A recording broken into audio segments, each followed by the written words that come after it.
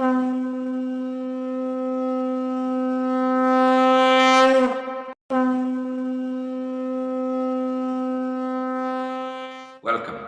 to Journey of Enlightenment. I am your host, Dr. Roger Gopal. In our last episode, we looked at a conversation between Lakshman and the Nishada chief. The context of this conversation was a grievance experienced by the Nishada chief upon looking at Sri Ram and Sita lying on the floor. The Nishada chief was so disturbed that the prince of Ayodhya, the lord of the solar race, and his beautiful wife would find themselves lying on a dirt floor in the forest. Lakshman, recognizing this disturbance in the mind of the Nishada chief, addressed the issue with pearls of wisdom. Lakshman said to the chief, if you remember our last day's conversation, when Lakshman told him, he said, a beggar in a dream became a king. A king in a dream became a beggar. Upon waking, what changed? The beggar was still the beggar, and the king was still the king. It was just a dream. The real nature of the individual did not change. For the past week, I have been asked many a times to elaborate on the nature of the self. What exactly is the self?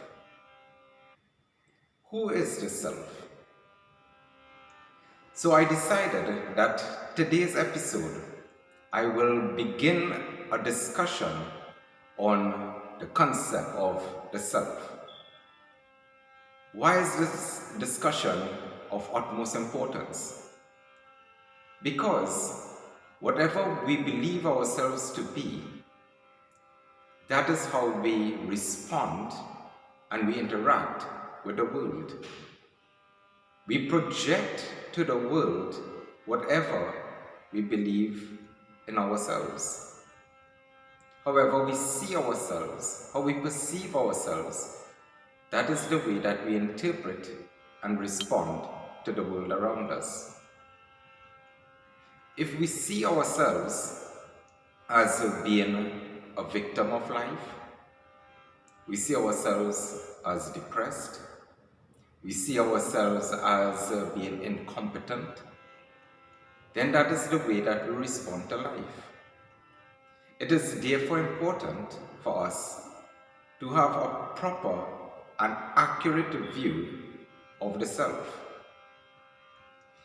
What I am sharing with you is not positive thinking, but it is a thinking that is based upon a healthy concept of the self. What exactly is this self that we talk about? Well, if you ask 1,000 people to describe the self, you may very well get 1,000 different answers, which is fine. So, I have asked this question, and many people give me answers such as, well, the self is me. So of course the question will then be, well, who are you? Who is this me or this I that I keep referring to? So others would say, well, I am my personality. I am the accumulation of all my thoughts, all my emotions, all my physical senses, and that makes me me. And that is indeed very correct when we look at it from a psychological perspective. But there are many other ways that we can look at the self. So I propose to look at this concept of the self from two aspects. I would look at it from the aspect of the teachings of the Vedas and the Upanishads, which we call Vedanta.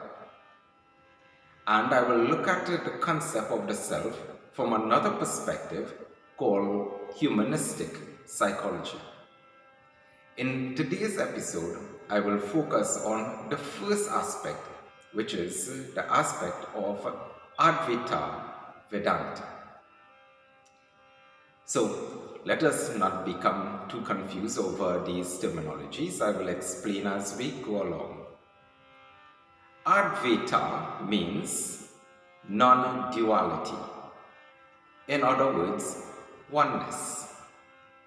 No separation exists. So we'll call it non-duality in English. And Vedanta is simply two words into one. Veda, which means knowledge, and Anta, which means the end of.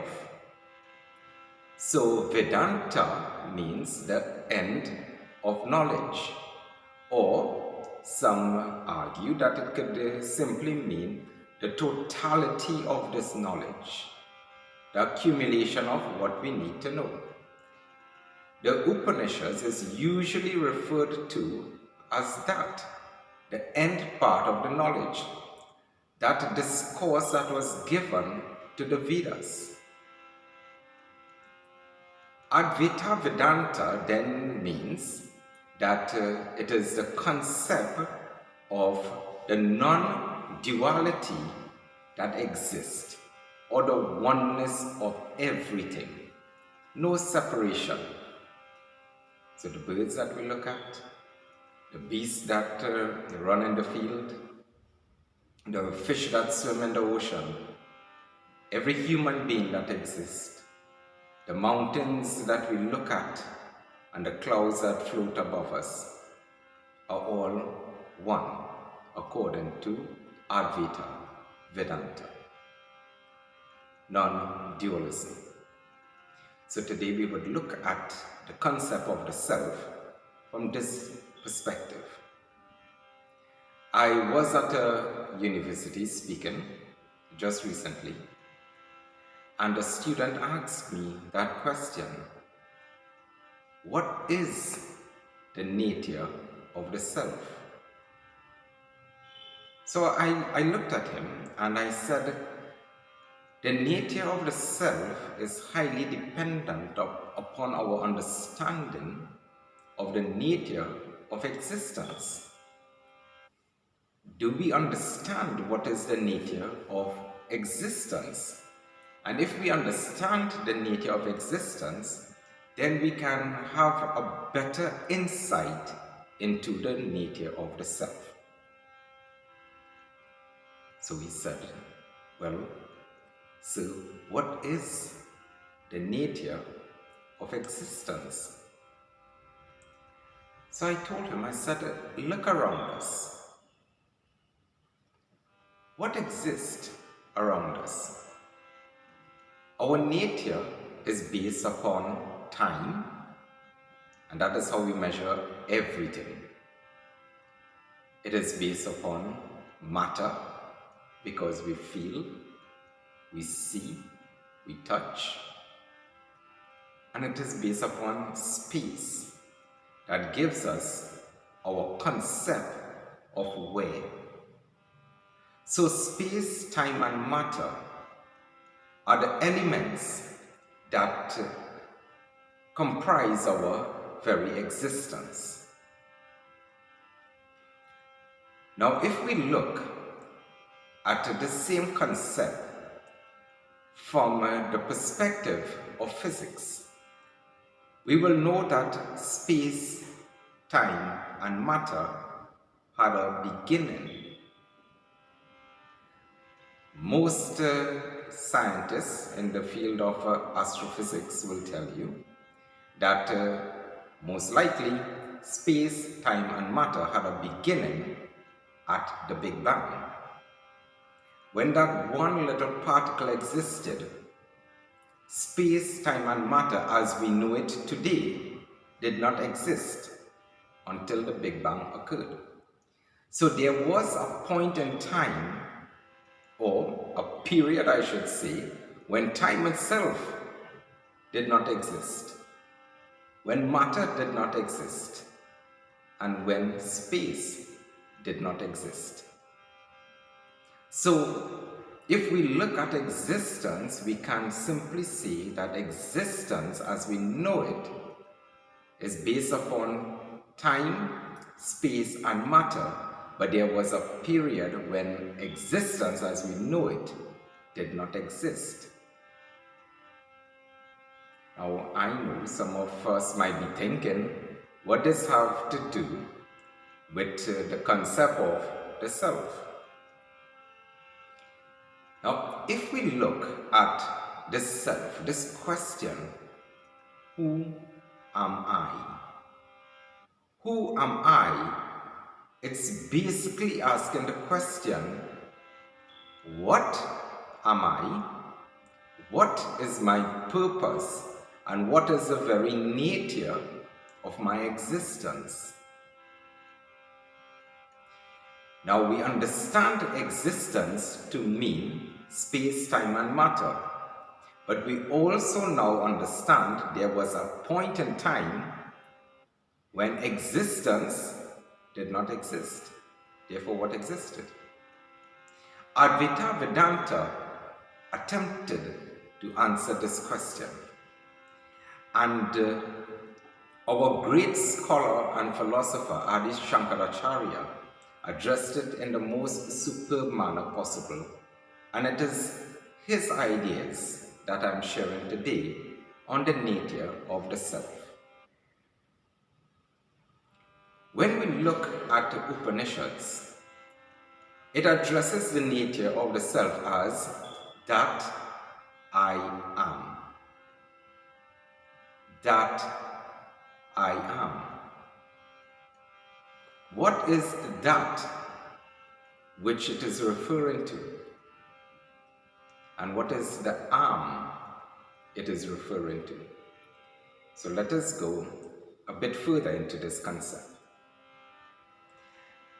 I told the student at the university, if you want to first understand who you are, let us begin by eliminating who and what you are not. Now, he was a bit confused, so I told him, I said, it's a very, very simple concept. Let us remove all this illusion. Or in other words, let us remove all these layers that hide your true nature, that disguise your true nature. And once that is removed, then what remains is who you are. So let us start with the first layer of who I am not. The first layer will be, let's call it, the physical body. The physical body, it's made up of our 5 organs: the eyes, the nose, the tongue, the skin, and the ears. That I am not. Now one could say, how could I not be those sense organs? Well, the sense organs are simply our instruments that we use. So for instance, a person who cannot hear, does it change their core nature? Does it change the substratum of their being? And the answer is no. A person who cannot see will also say the same to you. Their true self, their true nature exists with or without the ability to see. Now, how they function in this world will be different, but it doesn't change what the true nature is. In fact, can you imagine a world where no one had eyes We might say, well, that would be a very strange world. But believe it or not, if we were all born without the ability to see, then nothing would be strange, would it? We would have learned how to function in this world without sight. And it would be very normal. I've heard that dogs are unable to see colors, so they see in black and white. But it makes no difference to them because that is what they are accustomed to. So therefore, these sense organs cannot determine who I am.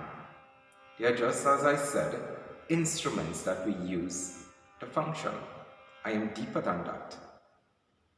Well, if we look at the physical body, what about our cognitive organs?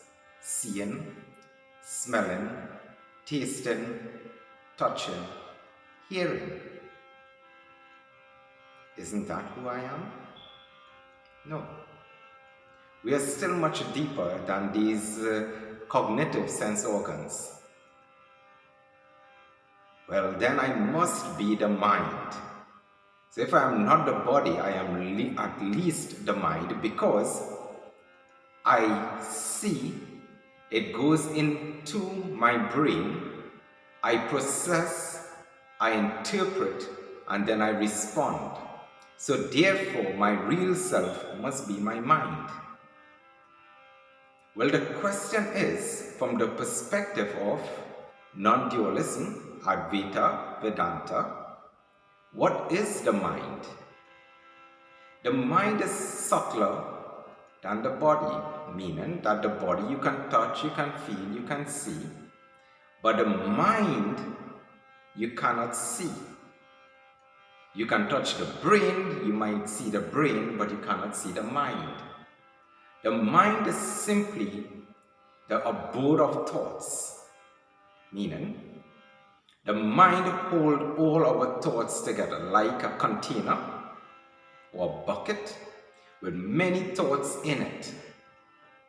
In fact, it is usually argued that the mind contains at least 50 to 60,000 thoughts per day. Of that amount of thoughts, not all we are aware of.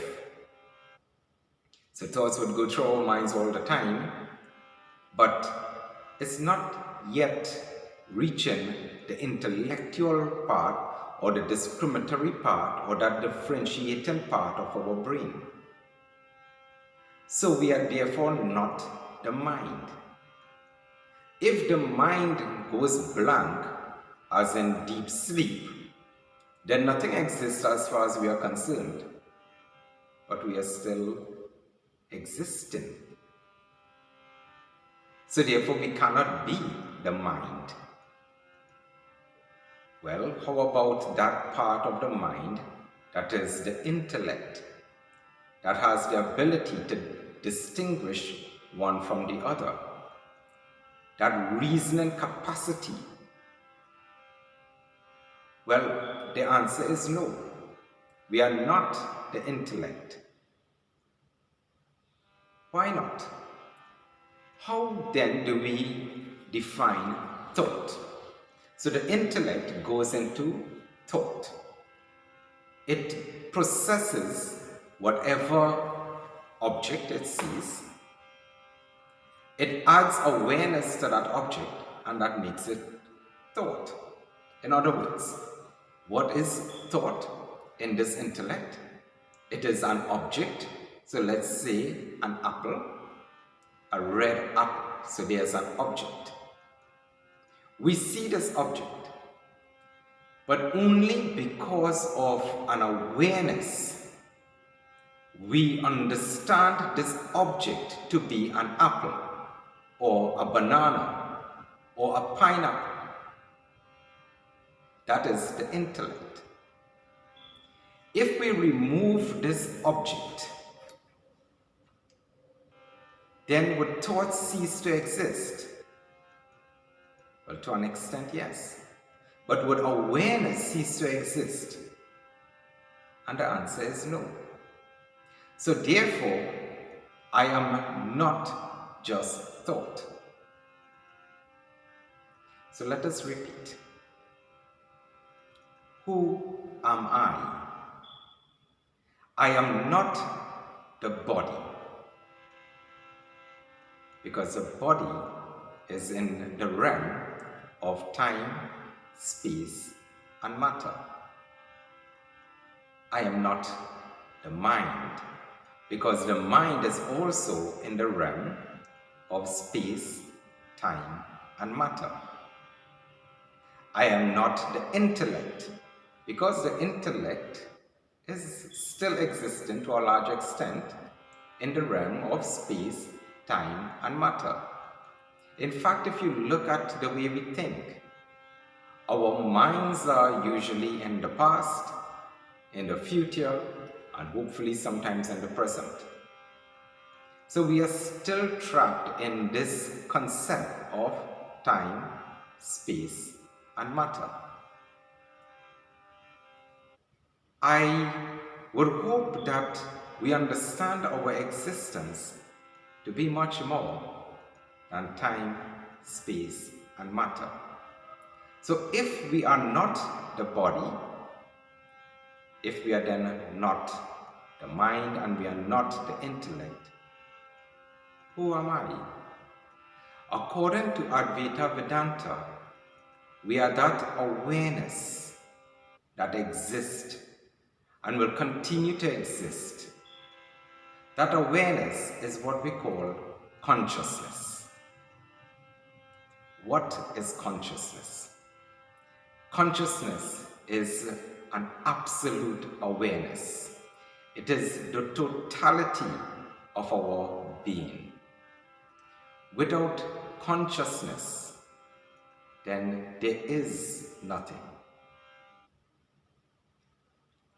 The question one asked me, where is consciousness? And I said, if you ask where, then you are subjecting consciousness to space. So therefore, consciousness is not bounded by space. If you ask when, then you are subjecting consciousness to time. Consciousness is not subjected to time. If you ask, can I see or feel consciousness? Then we are saying that consciousness is subjected to matter, and it is not subjected to matter. Consciousness, as the philosophers would say, is that which is when nothing else exists. That is consciousness. It is a very substratum of our very being. When we eliminate what we are not, we remain with awareness alone, which is our consciousness. Let's go back to this concept of thought. Thought is object plus consciousness or awareness. If we then remove object, then thought cannot exist, but what do exist is consciousness alone. So beyond thought is the existence of consciousness. What is the nature of consciousness? It is Sat, Sit, Ananda. Existence, awareness, and bliss. That is our true nature. Our true nature is bliss, is love, is joy, is happiness. We are not bounded by the elements of time, space, and matter. We are not trapped in this world of just joy and sorrow, pain or pleasure. We transcend that very existence. We are consciousness in its pure form. Our issue is not just who am I? But in ignorance, we live a life where we do not accept who we really are. We believe ourselves to be something that we are not, and then we conduct our affairs as that which we are not. We are not the body. We are not the mind. We are not the intellect. Therefore, we should not be allowing ourselves to be subjected to those gratifications of what the body desires, what the mind longs for, what the intellect yearns for. But on the other hand, we subject our bodies, our mind, and our intellect to the greater truth that is our existence, which is reality, awareness, and bliss. That is our true nature. If we understand our true nature, then we would live as such. We would live a life of kindness, a life of tolerance, a life of patience, a life of empathy. And therefore, nothing in this world, whether we sleep on the floor or we sleep in a palace, whether we eat street food or we sit in a 5-star restaurant, makes no difference, because we would enjoy all the same, because we understand that our true nature transcends this very existence that we know as time, space, and matter. Let us therefore not be trapped in this world of illusion. Let us not be trapped in this world of materialism, but let us live at a higher order, a deeper understanding of our very nature. Our very nature is divine. Thank you very much for joining me on this session of Journey of Enlightenment.